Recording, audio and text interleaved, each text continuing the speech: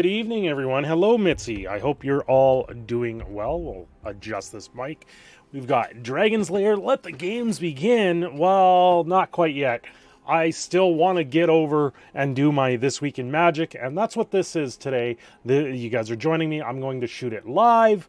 I've queued up what I need to talk about and what we're going to go over.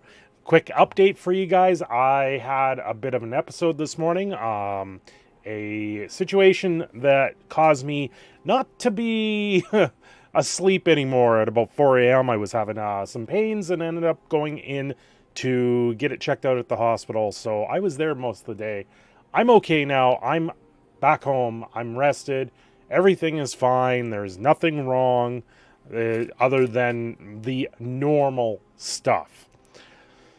So to get through this fairly quickly, it's because I do want to turn this into a stream later, into playing games and stuff like that. I'm okay. It's been a hell of a day for me, but yeah, it's unfortunately I think part of it is my disease decided to either take a hold of whatever I ate last and didn't agree with me and decided to give me pains where I don't normally get pains. And yeah, it was not a fun-filled day for me. I am fine now. Things are good. And I hope you guys are doing well as well. So, first off, we've got Strixhaven. Strixhaven came out in Arena. That's the biggest thing. It was launched yesterday. We were attempting to do a stream last night with the sealed event, but I had internet issues. Midway through it, it decided to cut completely out, and unfortunately, I cannot do anything about that, and that is part of the reason why I'm doing this now, so when I try to do something later, I won't have that problem. I have a dog going upstairs like crazy right now, and I'm trying to ignore them. I have no clue why he's barking so much. There is nobody home, and no one is being expected to come here, so they can sit there and bark all they want. No one's going to pay attention to them. Okay, so the first thing I have, if it comes up, there we go, is the MTGO Arena announcements for yesterday, April 14th, even though this was posted on the 13th. So this is kind of your updated stuff. They're talking about the new mechanics, which we've done in previous videos. We've got the release notes here if you had any cards that were questionable in what was going on. You can take the Strixhaven quiz, get your college sleeves. Well, the thing is, you don't have to take this quiz because all 5 codes were leaked long before this quiz came out, which is very strange in that sense. The quiz is okay. It's a very dumbed down version of the Sorting Hat. It's, I think it's 7 questions or something like that. I have not done it. I know Desolator did a video on it, and what he did pretty much summed it up, and I don't think that's something I need to cover. The College Cup is coming. So there is a few weeks after Strixhaven launches, we'll introduce the College Cup to MTG Arena. This series of events will pit students from each college against opposing colleges. You represent your college by earning points, and one way is using the college sleeves. Find out more of your College Cup. So ideally, they're bringing forward, if you use the sleeves, it's going to gain you points. However, they did this already with Ikoria, with cats versus dogs, and it went nowhere. There was no results. There was nothing that happened with it, which is very unfortunate because they gave away the cats and dog sleeves for about 3 or 4 weeks straight with special codes that LGSs got, and they were giving out these codes once a week. These ones are literally the 5 codes for the sleeves, which I believe is Rock Jocks, Math Whizzes. Yeah, there's 5 different ones. You do this quiz, or easily, I've done it. I've covered them in other videos, so they're quite easy to look up and find. So yeah, it's very interesting. I did talk about the College Cup, but yeah. And then we got Best of 1, 7-card sideboard change in Best of 1, which is very interesting. I've pose the question online on Twitter to the MGT Arena esports and stuff like that, asking, does this count towards companions? Because a companion's home is in your sideboard. That is where you put it into it, and that's where it counts for it being a companion. So that would actually lower your sideboard to 6 cards instead of 7. I really do like this change. It's going to give a very big limitation in best of 1. This is the one thing I've been saying with best of 1 games in Arena that has been very problematic in that sense. Always having access to 15 cards has always been too much when it comes to best of 1 and being able to have this wish board and everything like that. Lowering it to less than half, I think, is a way of balancing, and it's some sort of middle line for the people that really don't believe sideboards should be in there, and then for the people that need a sideboard. Well, with Lesson and Learn now, if you don't have a sideboard, you can't use the cards. And the Commander Rules Committee actually came out and said you cannot use Lesson Learn. Well, you can't use the Lesson version of the cards in a sideboard for Commander, but when in doubt, Rule 0 always states, you make up the rules. So do what you will, do what you want. It's ultimately, this is for constructed play, for more competitive play, which is what MTG Arena is. And then they've got the metagame challenge. They do this every time. You sweep 7 games, you walk away with 5,000 gold and 30 Strixhaven School of Mages store packs. We've done this in the past, and I got 6 out of the 7, which was quite a bit, and I've been able to do stuff like that. They've already added bans to the historic brawl list out of the mystical archive cards. Now, to note, all the mystical archive cards are in Arena. All of them. They didn't exclude certain ones like Channel, Dynamic Tutor, Natural Order, Counterspell, and the such. But Counterspell, I'll pick on Counterspell out of them all, is banned in regular play, in Historic and in Standard. Well, it's not legal in Standard. But you can still pick the cards up. Those Mystical Archives cards banned in Historic, Counterspell, Dark Ritual. You can still buy these cards at 4. You cannot use 4 of these cards in any deck in Arena. This is a big slap in the face for these cards. They shouldn't even exist in Arena, in all honesty. If you're going to ban them in the majority of what you can do in Arena, they shouldn't exist. And you shouldn't be able to spend 4 wildcards on them. I've seen posts where people didn't know they were banned. They spent 4 wildcards on each of these cards to pick them up because they're very powerful. And then Arena didn't tell them that they were banned in most formats. So now you sit there and go, what am I supposed to do? This is absolutely ridiculous. There's the new sleeves that came out, or not sleeves, new stickers. I'm not a fan of this.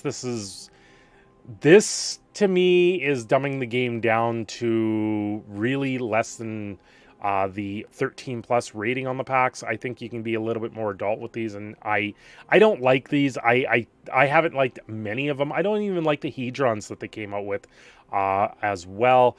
Now, there is also the Thopter pet. If you guys didn't know, if you log into an Arena account on mobile. Now, not everyone has access to these mobile phones and stuff like that. So if you find a friend, you can log in, you get this free Thopter pet. I hope this stays there, but honestly, just give it to everyone across the board. It's just easier. I don't see what the point is by pushing people into the mobile game other than to bring awareness for it, but the Thopter pet is not going to bring awareness. People that play the game very religiously will just find a way of getting it. And for people like myself, I run a simple cell phone, the LG K20, which is nowhere close to be able to run these things. I don't have $1,000 to drop on a cell phone or a tablet that's going to be able to run Arena on it. And in all honesty, it's not worth it for me to do something like that. What am I going to do? Sit there at work, go to the bathroom and play a game of Arena? no, it's not going to happen. This is not something that you do. Yeah, it's not. It's not thing for me. It's, yeah. Upcoming events, we got F&M at home starting today. There is no F&M, but the arena event, submit your event for the screenshot so you play anything. April 23rd, next weekend, new player pre-con decks. Quick draft is coming up in Keldheim. Then School of Mages is the quick draft, which is April 30th. So if you're doing, if you're trying to save up resources, now is the time where you start banking all the gold you attain. If you bank from now until April 30th, you'll be able to slide into these quick drafts, do them fairly quickly, build up the gems for your account, and actually build up your card volume very, very quickly. And this is something I've done time and time and time again for MTG Arena, and why my account is so heavily based on it. So that is the way that I do it, and that is probably the easiest way to do it. Arena Cube Draft, honestly, is just a coin sink. If you do like these things, they are phantom drafts. You do not gain much out of them. I think the most you can gain is 2 rares, which is not worth the entry for them in my eyes, because I think the entry is still 4,000 gold, and you can buy 4 packs for 4,000 gold. So if you're trying to build up your account, that's not the way to do it. Then we have the school launch events, April 15th, which was yesterday. Intel Adventures in the Forgotten Realms release preview draft. What? What is this? This was yesterday. School of Mages launch events, April 15th, Intel Adventures of the Forgotten Realms release Premier Draft. Oh, okay. So it just meaning that Premier Draft is going to be available from now until the next set. That's normal. We have traditional draft from April to July, which we know. Sealed is until May 8th, and traditional sealed is until May 8th. Now, from what I've seen with the sealed stuff, things are very heavily dependent on your pool. The deck we made, I didn't have any removal in black and white, and black and white is seeming to be the biggest one. Now, the biggest thing about the pre-release stuff is the new stamp. As you guys are pointing out in the chat right now, I'm going to actually see if I can pull this up and show you guys, because the new stamp, I am not a huge fan of it. I think it's a loss. I think it devalues these pre-release cards. There was a time where pre-release cards was something I would prefer to have because it had the date stamp on it. And now that we're seeing that things are going the way they are, you can see on the Prismari command here, the new date stamp is right here where it says 20 with the old secret layer. It's not the secret layer. There's an old term for this. They've got the horseshoe with the star. 21 as the year it came out. I think this cheapens the product, and I don't like it. I really want the date. I like the date stamps. I tend to collect a lot of those, and this does nothing to the value of the card. It does nothing for it. It doesn't make me remember the date it came out. I just know it came out in that year, which we already have that at the bottom of the card already. We've got 2021 Wizards of the Coast. So turning around and pretty much copying the trademark stamp that's off the bottom of the card in a slightly different fashion in the middle of the art is not nice. I think the date stamp did a lot more. I don't know if this is maybe because the way the world event went and why things are the way they are. So there's that. We've got a Magic Online Twitter thread. This was very strange to me. They released all of this on Twitter. They didn't make an article for it. I even asked them, I'm like, is there an article for this? And I never got a response. I don't know if I'm muted on all these accounts on Twitter. I probably am. And they just don't ever answer me. I've had one person answer. I've had Mark Rosewater answer me. It wasn't even me directly, but I was in a thread that he answered, and that was about it. So we'd like to update folks on some things that have done, and we're going we will be doing in the immediate future regarding bugs, Premier Play, and more. It's a thread. So this is like very long. Leader points are removed from format challenges. The intention is to reward consistent success of Premier Play by removing LPs and FCs. Players no longer be incentivized to play in more than a dozen events each weekend. That's the same thing as the quest in Arena. If you're going to remove it in one place, remove it in the other and make it all the way through. The continued success of Legacy and Pioneer has demonstrated that the appropriate minimum player count for their format challenges is 64. With this increased player requirement, the prize pool increases as well to match the modern format challenges. So we're just seeing more people in Legacy and Pioneer. We understand that limited players are disappointed in the removal of limited showcase path and are actively exploring ideas to increase limited Premier Play opportunities in the near future. I don't really play on MTGO. I do have an account. I log into it maybe once every 3 months just to log into it, and that's all I do. I don't even really look at anything in it.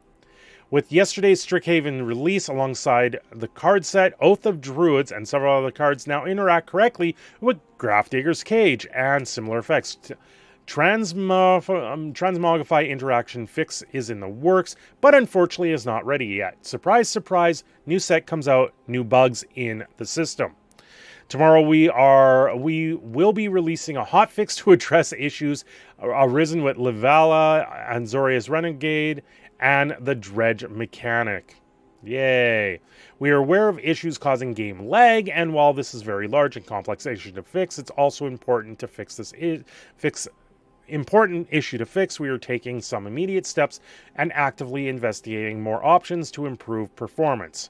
We continue to appreciate all the constructive feedback that you post, and rest assured we read all of it. Many of these actions are a direct result of feedback we've gotten, and we expect many future actions will be based on your feedback as well. So, this stuff is... They're saying they're going to fix bugs, but they have an outstanding bug list in MTGO that is a mile long. I don't see how this is suddenly going to change. Then on the 13th, we also had an announcement for MTG Online with quick links, season updates, MOCS. I don't even know what that is. Like, they don't spell it out in the article. I don't cover a lot of MTGO stuff, mainly because they don't spell it out very well. It's very hard to understand. I never know which way is up or down in this thing. So yeah, they've got updates, season 2 updates, MOCS leaderboard returns, top 20, changes, showcase challenges. I thought maybe this had more to do with the thread, but it doesn't even look like it does. Treasure chest updates. Now they've got Strixhaven stuff in the treasure chests, which is kind of like your promo packs that you get from stores, which is kind of nice. TSR League, which is Time Spiral Remastered Leagues, ending April 15th, so that's done. Oh, but they were extended to April 25th. Well, that's not too bad. Mengu Cube is Andre Meneguchi's take on MTGO regular cube with more archetypes and colors that okay. Blue cards, enjoy most blue cards and artifacts. Gross. More blue and artifacts to a cube? That just sounds absolutely no. Showcase qualifiers, standard showcase. These are like how another way that you can get into championships for Arena is through MTGO. So it's kind of weird that this isn't all on MTGO. This is where the player experience is very fractured with MTGO and MTG Arena. If you're not playing on both, you have a hard time actually gaining a leg up on it, which is very unfortunate that they do that. And then they have format challenges every week as well, which are kind of neat. It would be nice to see more of these challenges maybe come over to MTG Arena. Now, the one thing I did get also, which we're going to open a little bit later, is I grabbed a Witherbloom Strixhaven pre-release pack. We're going to open that in a live stream later. I'm not going to go into full details because I am trying to keep this relatively short, and I have other things that I got to do before we actually do a stream tonight. So I'll probably see you guys in about an hour. Thanks for coming out for the live stream, and thank you all. You are amazingly and great, and we will see you all hopefully in maybe an hour, maybe two. We'll see when I can get my act together and get things done. Once again, this was just a quick update, a quick This Week in Magic. I did it live, and I hope you guys did enjoy this. Don't forget to like and subscribe, and I will see you all next time.